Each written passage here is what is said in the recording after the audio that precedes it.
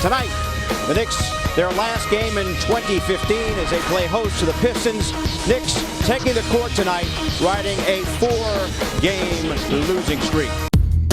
This team's played well. I think not only have they added pieces, Robin Lopez, Porzingis, they've had guys improve. It's a good team, very talented, and defensively it's going to be a real challenge for us. The Knicks returned home to MSG looking to snap a 4-game losing skid in their first matchup of the season against Andre Drummond and the improved Detroit Pistons. After those first 6 minutes, I thought the first group kind of reestablished the type of force and intensity that we have to play with just to have a chance to win.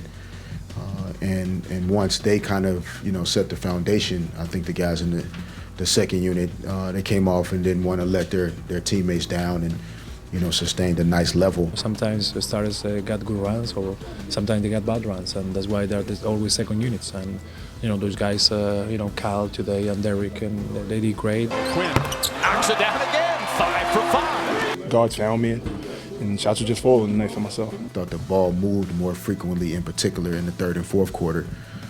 Some of those finishing possessions were just really good to see, and they were excited to play that way. Shot clock winding down. Anthony out to Derek Williams. He's driving, slams it down. It's fourth quarter time, man. Just want to be aggressive, get to the line. I think that's what I do best. Back door, Williams again. Nasty, sassy stuff by Williams. Tonight we just needed to get a win. I mean, Melo said it best.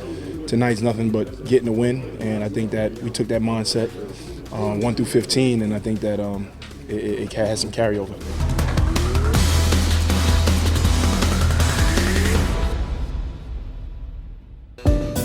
The Knicks rung in the new year in Chicago, and while Derrick Rose and Joakim Noah were out for the contest, the Bulls were still intent on making up for the defeat in the first matchup between the two teams. We had a good session this morning, so I think everybody's excited about playing the game, playing against a good team.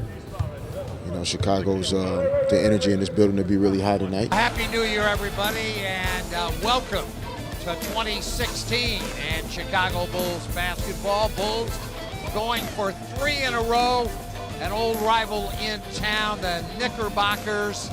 It's the Bulls at 18-12 against New York at 15-18. Chicago started off on fire in 2016 behind All-Star Jimmy Butler and emerging rookie Bobby Portis. The Bulls surged out to an early double-digit advantage. Chicago was ready to play right from the start, and I don't think our guys were right at the beginning. There's a give and go on the score. Nice play right there. Portis fires the jumper and scores. Portis for 3 in and back in. The Knicks managed to stem the tide in the second frame. Carmelo Anthony and Jose Calderon led the charge as the Knicks overcame a 17-point deficit to take a late third-quarter lead. Good pass to Calderon at the top, and he knocks down the 3. Stolen by Calderon. Ahead to Carmelo. The layup's good. Handed back to Calderon. Jumper good and a foul. Drives. Hook shot is good. Pretty move from Porzingis, and the Knicks have their first lead of the night. We're competing. We were doing the right things. We were playing as a team. The work was done to get the game back in a place where we'd have a chance to win. And then, we just did not put together a fourth quarter that allowed us the opportunity to finish the game. They had a hell of a fourth quarter, and they just kicked our ass at the end. Nico out near the timeline. We know what we got to do. Just play as a team. We did a great job a couple of nights ago, and we just got to get back to that and play better. We'll have to learn from this and get prepared for Sunday afternoon. Sunday afternoon at MSG marked the third meeting of the season for the Knicks and the Atlanta Hawks, and the first of a home-and-home. The Knicks looked to bounce back off the loss in Chicago while trying to avenge 2 prior defeats to one of the East's best teams. It's a good group. They've developed over the last few years, and have a kind of a standard that they've set for themselves as players and as a group, and they put that out every night. The Knicks have dropped 5 out of 6 after winning 4 consecutive games, but the fourth quarter in Chicago was the worst fourth quarter performance in the history of the franchise, and that makes what they do today. What is their response? So fascinating to watch. From the start of the game, the guys wanted to set the tone. They wanted to establish that they were here to play, they were here to compete. That game in Chicago was sitting still inside of us a little bit, and we didn't want to repeat that same last quarter we had. I think we just from the beginning we showed them that we're here to play and we're here to win.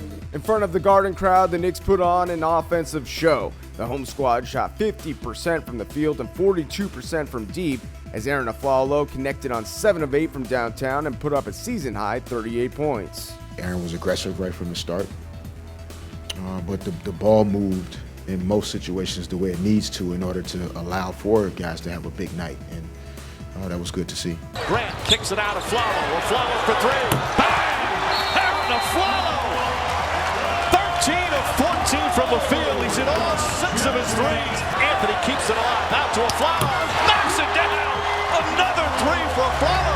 He's 7 for 7. Initially, just wanted to be aggressive and bounce back. But once I start feeling the shot going, I got to commend my teammates.